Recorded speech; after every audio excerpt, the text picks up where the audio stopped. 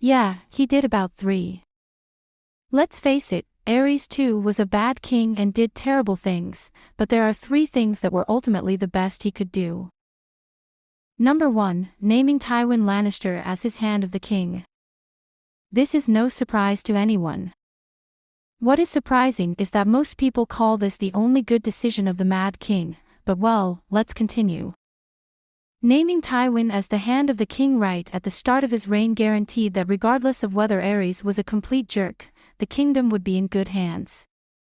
Tywin pretty much ruled the continent while the king just hung around and was one of the reasons Aerys lasted so long in power.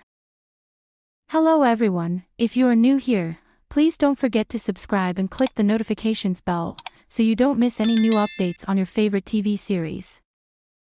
Number 2, another good thing he did was naming Willem Darry as Master-at-Arms of the Red Keep. When the Red Keep's Master-at-Arms died, Tywin suggested his younger brother, Tygett, for the position, but Aerys, already suspicious of his former friend, refused, instead choosing the brother of one of his guards. Willem was a great choice because of what would happen in the future.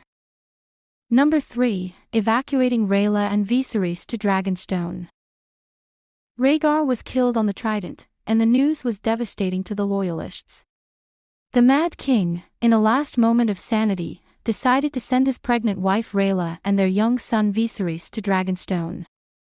I know the Mad King should have sent Elia and her children too, but something is something when it comes to him. This was also good for 2 reasons.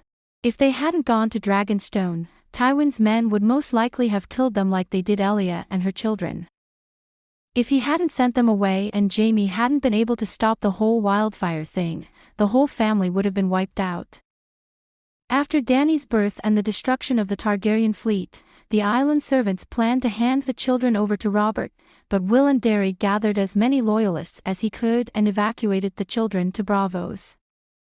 Which is why making him the Master-at-Arms was one of the greatest, if not the greatest, decisions Aerys could make, since if Tygett had been the master, Daenerys and Viserys would probably end up in the hands of Robert or, even worse, Tywin.